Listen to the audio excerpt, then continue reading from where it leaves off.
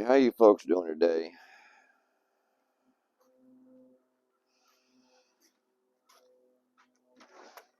Well,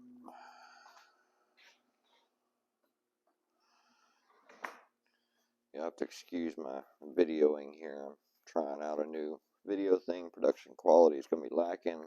Well, foreman's in the shop.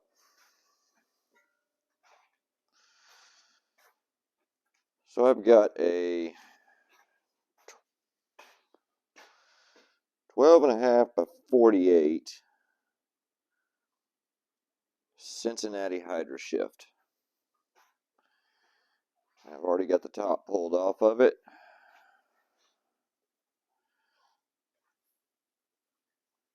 And have put a pressure gauge on it. So let me tell you what's happening here.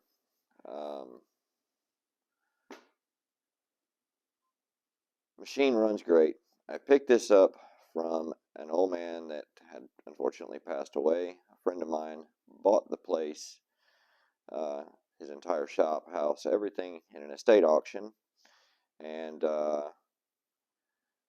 was, I guess, some kind of a machinist. He built, did a lot of jewelry stuff and belt buckles and all kinds of stuff.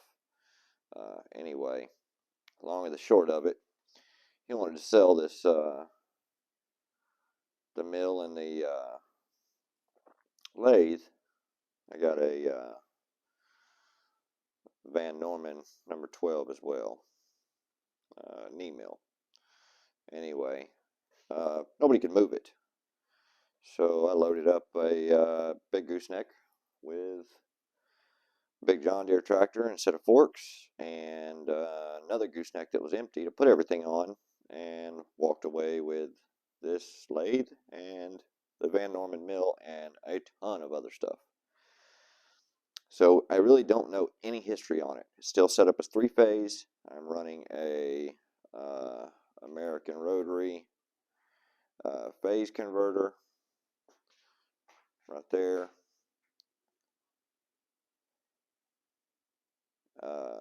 That's running the mill and running the lathe.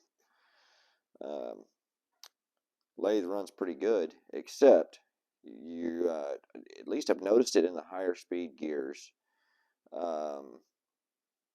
If you're taking heavy cuts or something along those lines, it'll run for a while and then it just falls out of gear. Disengage the clutch, push down the brake, and it automatically drops itself back into gear, and you pick it back up and engage it, and it keeps right on going.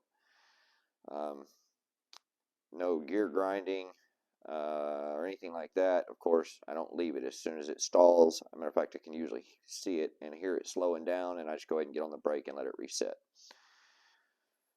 So, that all being said, check the pressures, and when it shifts, it's shifting at about 275, 280 on the pressure. And the book says it should be shifting right around 250, so we're a little bit high. There's one crimpled up line right here, and it's just open-ended. Matter of fact, I put it there because I ran it, but it was just pointing off to the side going that way. Of course, sprays oil everywhere all over the shop. So anyway, I don't know why he did that. It's quite obvious. I've got a ton of brass fittings. I've got an extra oil pump for it. Quite a few parts. So the guy obviously worked on it quite a bit. Turn around here and see if I can show you this. So in this parts diagram, you have right here, you have a detent spring and a detent ball. And then on the next one, you have another detent spring and detent ball. From what I've read on the forums, there's apparently 3 of these. And on these lathes, they tend to get a little bit on the wore out side, and detent ball has to be replaced. That's a big job. At least it seems like it's going to be to me. The lathe overall, all the gearing inside of it, everything looks really good. Shift forks are good. There's also detent balls here, here, and here, and I've checked them. They seem to be okay. Although those only affect the shifting, not holding it in gear. So, question is, do you guys want to see a video of me tearing this thing apart and trying to fix it?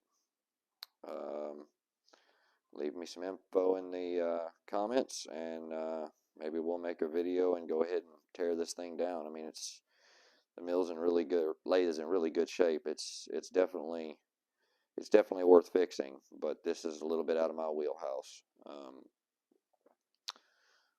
Not to say it can't be done. So, what do you guys think? Tear it apart, or try to find somebody I can pay to come in and do it? I'm leaning towards going in and tearing it apart myself. I've already ordered an assortment of detent balls, stainless steel detent balls and springs of different sizes. Should be here in a couple of days. So for now, I don't know. Tell me what you guys think. Should we fix it, or should we just pay somebody to do it? I notice there's not any videos on these Cincinnati lathes, and especially not the Hydrashifts online. So kind of brings me to maybe there would be some other folks out there that would like to see what they're getting into before they get into it. So let me know in the comments, and we'll see if we can shoot another video about it.